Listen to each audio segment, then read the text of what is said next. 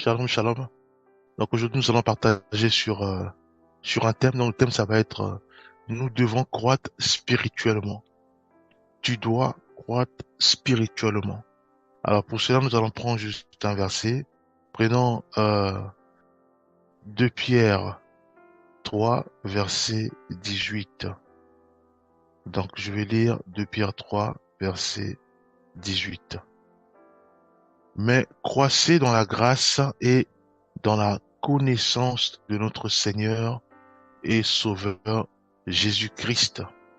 Donc la parole de Dieu nous appelle à croître. Le Seigneur veut absolument que quand nous naissons, il y a un moment, nous devons euh, quitter la couche pour être propre. Et à un moment aussi, euh, on nous appelle maintenant adolescents, on nous appelle maintenant adultes. C'est la croissance. C'est pareil aussi dans la vie chrétienne. Le Seigneur nous appelle à croître. Nous devons réellement croître. Et la meilleure manière ou la meilleure manière de savoir que réellement il y a la croissance, c'est le fait de voir des fruits. Un bébé, on sait que c'est le biberon. Et à un moment, il va laisser le biberon pour soit pour la nourriture directement. On sait que il n'est plus bébé puisque hier il était bébé, il prenait le biberon. Maintenant aujourd'hui il prend la nourriture, il mange la nourriture. Donc forcément il met plus la couche. Forcément il fait plus pipi au lit puisque il y a la croissance. Voyez-vous, c'est ça les petits fruits. C'est des fruits. Ce sont des indicateurs qui montrent que il y a réellement la croissance. Dieu attend de nous de la même manière qu'un enfant, hein, qui était bébé, il est devenu ado, il est devenu adulte. De la manière aussi, c'est-à-dire attend de nous, nous qui sommes chrétiens, de croître spirituellement. Et cela passe par des décisions, ce sont des décisions que nous devons prendre. Voyez-vous, ce sont des décisions qui nous poussent à avancer et non à regresser. Un bébé, il laisse le biberon et quand il commence à manger, il va plus retourner en prenant le biberon. Voyez-vous, c'est comme un ado, il repart récupérer le biberon. Non, je pense pas. Ce sont les décisions que nous prenons et nous laissons derrière nous ce qui était hier, notre passé, pour avancer. Or, nous savons que dans la vie chrétienne, le Seigneur attend de nous que nous puissions marcher en ayant comme modèle Jésus-Christ et en s'appuyant sur sa parole. Donc, croître pour ressembler à Jésus-Christ. Et il y a effectivement des outils comme la parole de Dieu, comme la prière, comme le jeûne. Voyez-vous? Donc, nous devons croître spirituellement. Et croître spirituellement signifie que nous devons marcher en ayant notre modèle Jésus-Christ et dans la prière, dans le jeûne et dans la méditation biblique, nous voulons être comme Jésus-Christ. Donc, marcher à ressembler à Jésus-Christ. C'est ça un disciple de Jésus-Christ. C'est ça un disciple. Marcher pour ressembler au maître. Voyez-vous, tout au long de notre vie, nous devons simplement être semblables à Christ. Développer les fruits de l'esprit. Voyez-vous, et nous devons effectivement approfondir aussi notre relation avec Dieu. Donc, il y a les fruits de l'esprit à développer. Les fruits de l'esprit à déployer puissamment dans notre vie. L'amour, la paix, la douceur, euh, la, la bienveillance, mais la maîtrise de soi, la patience. Voilà. Les fruits de l'esprit. Nous devons manifester cela au quotidien, le déployer puissamment dans nos vies et avoir à l'idée que notre modèle c'est Jésus-Christ et nous voulons ressembler à Jésus-Christ. Voyez-vous? C'est ça la parole de Dieu nous demande, il nous dit, la parole de Dieu nous dit dans 2 Pierre 3, 18, mais croissez dans la grâce et dans la connaissance de notre Seigneur. Donc nous devons croître spirituellement, nous devons marcher en ayant notre modèle Jésus-Christ. Donc Dieu nous appelle à, à ne pas être comme des bébés, mais au contraire à croître. Dieu nous appelle à marcher selon sa parole et à garder en tête que le niveau ou la barre ou le modèle, c'est Jésus-Christ. Voyez-vous? Donc prenons par exemple les outils. Prenons 1 Thessaloniciens 5, verset 17. La parole de Dieu dit, priez sans cesse. Nous devons prier pourquoi? Parce que Jésus-Christ priait sans cesse. Avant de faire des miracles, il passait des nuits de prière. Il priait sans cesse. Mais pourquoi Jésus-Christ priait sans cesse? Parce qu'il s'est rendu compte que il avait une mission. La mission consistait simplement à véhiculer la parole de Dieu. Donc, à faire en sorte que le peuple qui vit dans le ténèbre puisse acquérir la connaissance divine, puisse acquérir la connaissance du salut, puisse quitter les ténèbres pour la lumière qui est la parole de Dieu. Voyez-vous? Donc non seulement ça, mais il voulait aussi montrer au peuple que si nous imbibons dans la prière, si nous prions constamment, à ce moment-là, Dieu fera en sorte que sa puissance se déploie puissamment dans notre vie. Donc, il y a la parole de Dieu, il y a aussi la puissance de Dieu. Or, pour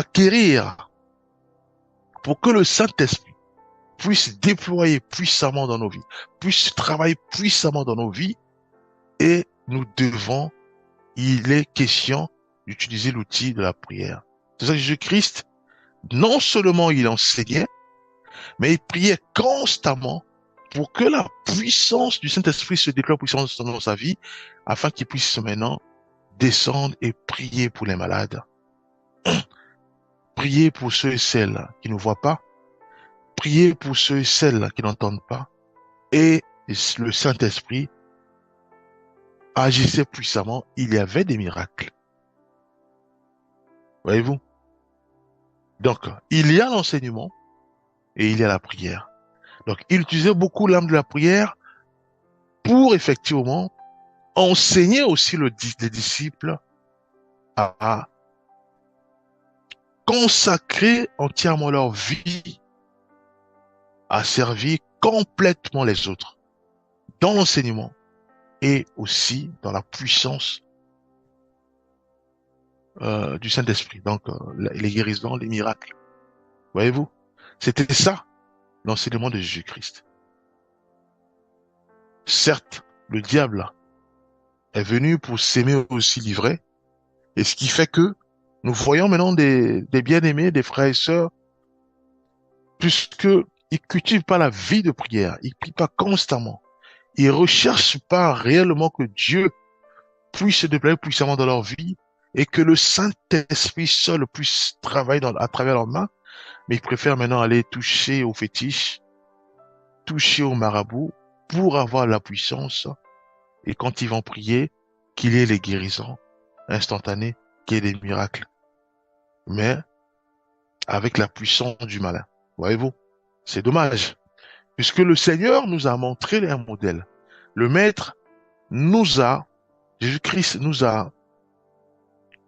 il nous a tout montré. Il nous dit ceci, il nous dit, il y a l'enseignement. Or, l'enseignement, pour déployer l'enseignement, pour enseigner mon père, ma mère, mes frères, mes parents à la connaissance de la parole de Dieu, je dois au préalable m'imbiber de la parole de Dieu. Lire la parole de Dieu dans la prière. Et Dieu m'éclaire, à ce moment-là, j'éclaire les autres. Ça, c'est un. Et il y a aussi ce cœur de voir que les aveugles puissent témoigner, ceux qui sont malades puissent glorifier le Seigneur. À ce moment-là, Dieu nous met à cœur aussi de prier pour que le Saint-Esprit puisse agir puissamment à travers nous pour guérir les malades. Voyez-vous? Pour qu'il y ait des miracles. Or, pour le faire, maintenant nous devons jeûner, nous devons prier. Seigneur, utilise-moi, fais-moi grâce selon ta volonté, afin que quand je vais imposer les mains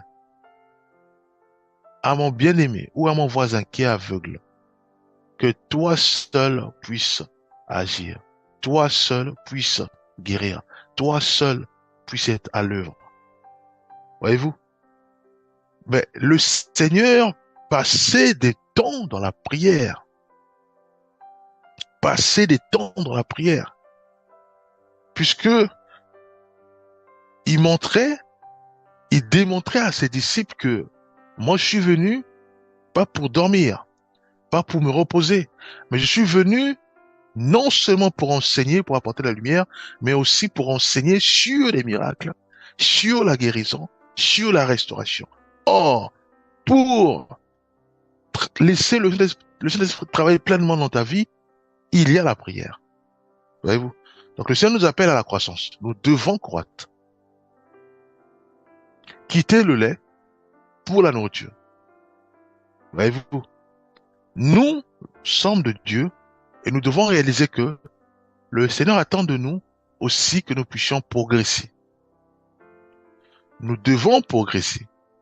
Toujours en ayant comme modèle le Seigneur Jésus-Christ, en observant ce qu'il faisait et en mettant en pratique ce qu'il faisait. C'est tout. Voyez-vous? Dans la prière et bien sûr en s'appuyant sur le Saint-Esprit. C'est lui qui doit réellement nous donner le go, nous dire voilà, nous sommes prêts, nous dire voilà, tu peux prier pour les malades, pour les aveugles et autres. Voyez-vous? Donc nous voyons là un travail complet de notre Seigneur. Non seulement il enseignait, mais il priait pour que le Saint-Esprit puisse se développer puissamment, pour qu'il y ait réellement des miracles, des pains et des poissons. Il priait toujours à la veille. Il priait pour que réellement Dieu le fortifie afin qu'il puisse mourir à la croix. Tout ça, c'était toujours accompagné de la prière. Il priait pour que le lendemain, qu'il puisse guérir l'aveugle sur la route de Jéricho, guérir toutes ces sœurs qui avaient des soucis, toutes sortes de soucis, perte de sang, voilà. Jésus-Christ, il priait constamment. Voyez-vous?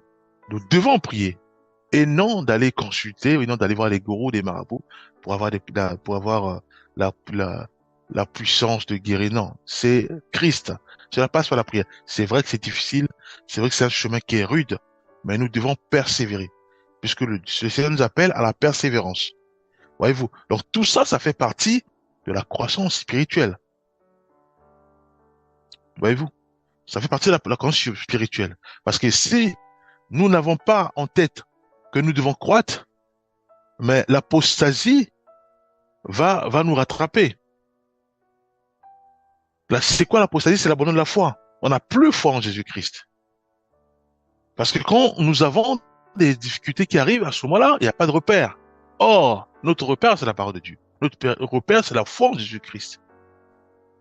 Voyez-vous? Alors, si nous cultivons pas notre corps, ou nous apprenons pas à notre corps comment prier, ou comment intercéder, comment jeûner, ça va être compliqué, ça va être difficile de s'enraciner davantage dans la foi en Jésus-Christ. Voyez-vous? Donc nous devons avoir devant nous Jésus-Christ qui est notre modèle et faire en sorte dans la prière, dans le jeûne, à lui ressembler, à marcher comme lui. Alors pour cela, prenons quelques versets. Prenons encore quelques versets pour nous fortifier. Prenons les fruits de l'esprit. Pourquoi? Parce que Jésus-Christ, il déployait les fruits de l'esprit. Il marchait. Certes, il était embêté constamment. Il était dérangé constamment. Mais malgré ça, il déployait les fruits de l'esprit. C'est ce que nous devons faire.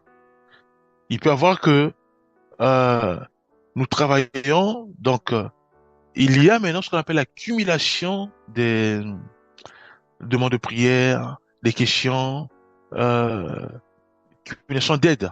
Il y a beaucoup, hein, il y a beaucoup de choses.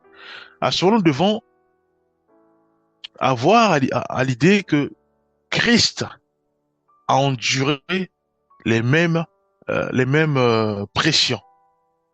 Mais comment il faisait? Mais lui déployait les fruits de l'esprit. Nous devons le faire. Mais c'est dans la prière. Voyez-vous, mon Seigneur, fais ma grâce de ne pas tomber dans la tentation, de la colère, la haine et autres. Mais aide-moi à déployer davantage les fruits de l'esprit, malgré la pression, malgré l'accumulation euh, voilà des vagues et autres, mais qui m'aide à déployer les fruits de l'esprit, qui m'aide à garder en tête que je dois ressembler au maître, puisqu'il y a la croissance spirituelle à respecter. Voyez-vous? Galates 5, 22 à 23, que nous connaissons tous, mais le fruit de l'esprit, c'est l'amour, la joie, la paix, la patience, la bonté, la bienveillance, la fidélité, la douceur et la maîtrise de soi. Voyez-vous? C'est ce que nous devons déployer constamment, en permanence. Certes, c'est difficile, mais nous devons prier. Seigneur, aide-nous vraiment à déployer les fruits de l'esprit. Ça fait partie de la croissance spirituelle. Voyez-vous? Jacques 1, verset 2 à 3. Mes frères, regardez comme un sujet de joie complète les diverses épreuves auxquelles vous pouvez être exposés, sachant que l'épreuve de votre foi produit la patience. Voyez-vous? Donc nous devons manifester la patience. Nous devons avoir Christ dans notre cœur. Nous devons réaliser que la vie chrétienne, elle n'est pas difficile. Mais nous devons simplement utiliser les outils à nos dispositions, donc la prière, le jeûne de prière, la Bible, méditation biblique, et la foi en Jésus-Christ.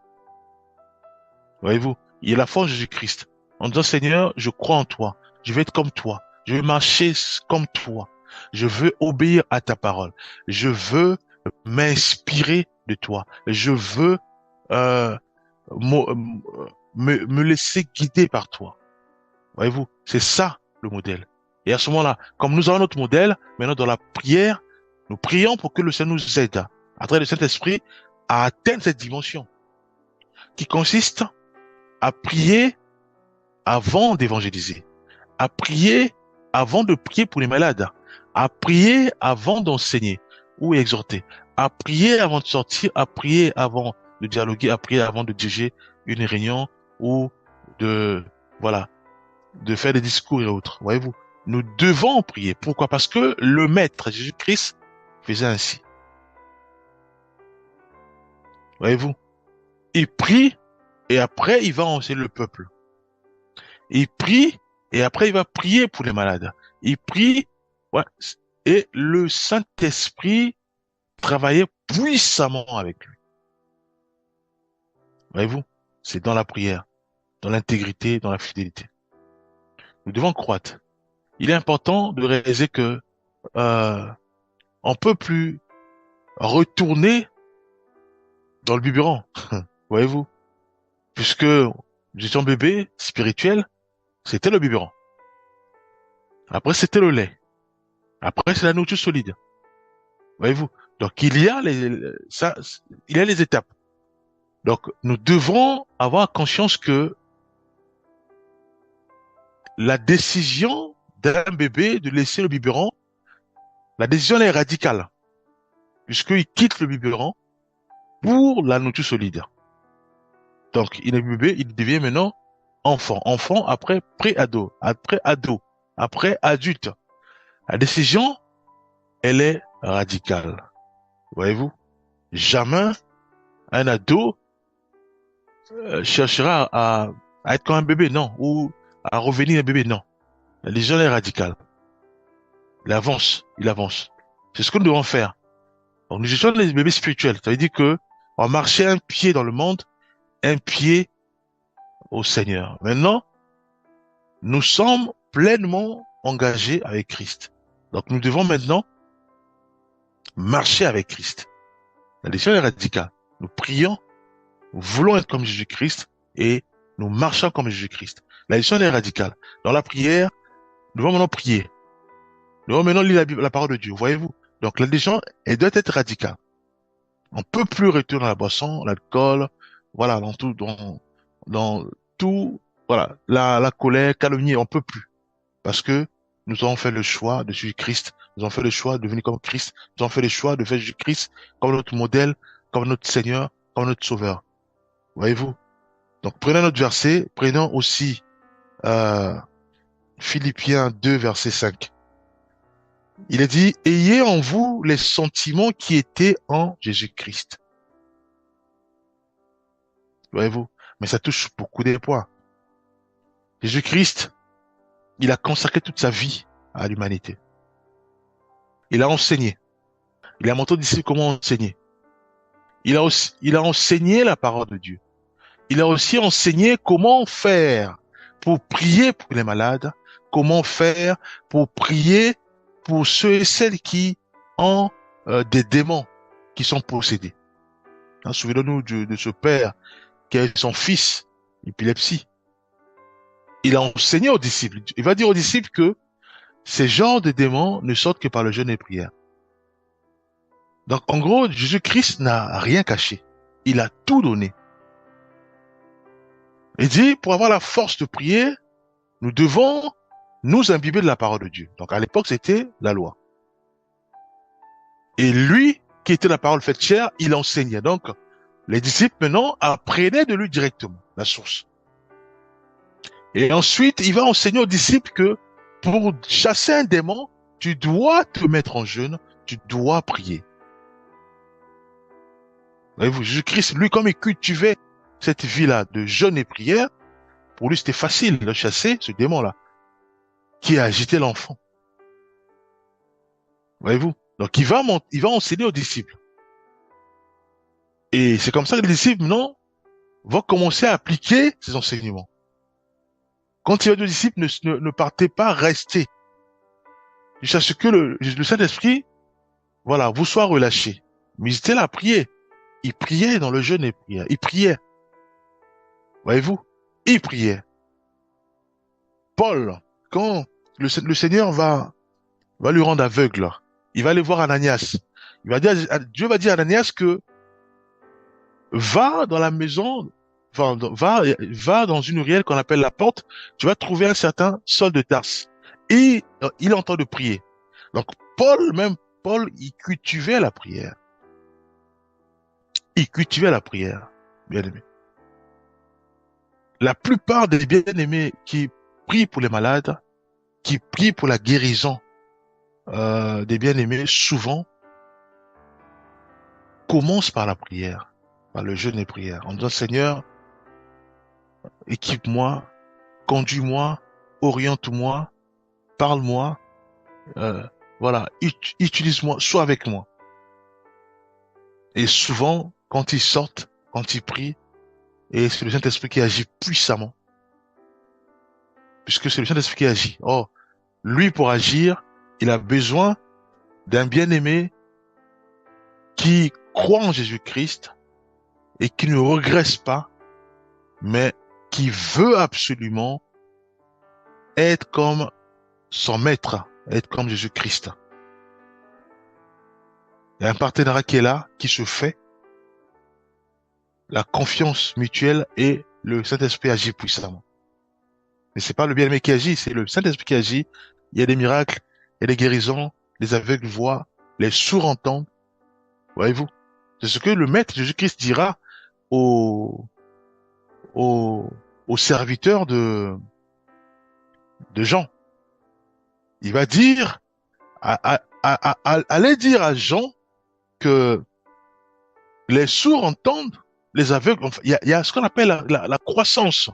Donc, il y a l'enseignement, mais non seulement il y a l'enseignement, il y a un travail qui se fait. Voyez-vous, donc il y a un changement. Donc avant, il y avait le peuple qui était dans l'obscurité, ils sont éclairés. Il y avait aussi des malades, des handicapés, des infirmes, mais Dieu se développe puissamment, il y a les guérisons instantanées. Donc il y a un travail qui se fait. Voyez-vous? Donc Jésus-Christ, il marche, tout au long de sa vie, il a fait un puissant travail. Il a enseigné et il y a eu aussi les guérisons. Voyez-vous? Et ce qui fait que, en disant ainsi, il enseigne aussi aux disciples que je suis pas stable, je suis pas monotone, mais je travaille. Il y a un travail qui se fait. Et le travail qui se fait appelle à la consécration, appelle à la prière, au jeûne, appelle à la sainteté, au fruit de l'esprit, appelle à la dépendance totale au Saint-Esprit. C'est ça la croissance. Voyez-vous? Je reçois, Dieu me dit, par exemple, par des frères et sœurs, que non, voilà, tu es un homme de Dieu, ou tu es une servante du Seigneur, tu vas enseigner, tu vas bénir les autres. Alors à ce moment-là, moi j'entends, je croise le bras, non, je dois prier, Seigneur, parle-moi, guide-moi, oriente-moi. Je dois prier dans ce sens-là. Seigneur, utilise-moi, comment faire? Voyez-vous? Je dois prier. C'est ça aussi la croissance. Je reste pas stable, mais j'avance. Donc dans la prière, j'avance. Je crie au Seigneur. Je prie. Seigneur, équipe-moi, parle-moi, oriente-moi, guide-moi. Voyez-vous? Et le Seigneur, à ce moment-là, il va commencer à nous parler. Il va commencer maintenant à nous tailler. Il va commencer à nous orienter. Il va commencer à nous parler. Il y a des gens, parfois, ils entendent des dieux audiblement. Ils parlent à travers nos oreilles. D'autres, ça peut être par des signes ou par la parole de Dieu. Mais ils parlent. Or, pour qu'il parle, il faut d'abord qu'il y ait cette croissance. Voyez-vous? La foi en Jésus-Christ. Donc, on veut absolument croire. On veut absolument marcher comme Jésus-Christ. On veut absolument euh, marcher et atteindre la dimension de Jésus-Christ. Et à ce moment-là, Dieu il parle. Puisqu'il voit notre croissance, il voit notre volonté, il voit notre foi en Jésus-Christ, il voit comment nous marchons, il va commencer à nous parler, à nous orienter, à nous éclairer. Voyez-vous? Donc nous devons réellement rechercher à ce que Dieu nous aide à croître spirituellement. Ça sert à rien de repartir dans les boîtes de nuit, ça sert à rien à être invariable. C'est-à-dire que quand je suis à la maison, rien ne change. Ça veut dire que je peux soit parler durement aux gens et autant. Rien ne change. Ça, c'est pas bon. Prenons Romains 8, verset 29. Nous allons prendre le dernier verset. Car car ce qu'il a connus d'avance, il les a aussi prédestinés à être semblables à l'image de son Fils, afin que son Fils soit le premier-né de beaucoup de frères. Voyez-vous, le Seigneur doit être en nous. Une fois en nous, nous devons marcher comme lui, parce que Jésus-Christ est en nous. Nous devons marcher comme lui. Ce que nous voyons, il le voit. Ce que nous entendons, il entend. Voyez-vous, puisque Jésus-Christ est en nous. Il attend de nous que nous puissions crier à lui pour qu'il nous aide à marcher comme lui. La croissance spirituelle. Donc, à marcher pas à pas comme lui. Voyez-vous? Nous allons prier, Père, nous te rendons grâce, nous te bénissons pour ton amour. Aide-nous, Père, à ne pas être stable. Aide-nous, Père, à ne pas être invariable. Aide-nous, Père, à ne pas sombrer. Mais aide-nous, au contraire, à marcher comme toi, à être dépendant de ton Esprit Saint et réellement, Père, à te rechercher dans les jeûnes et prières, à se laisser être embrasé en permanence par la puissance de ton Esprit Saint. Fais selon chacun de nous, au nom puissant de Jésus-Christ, nous avons ainsi prié. Amen.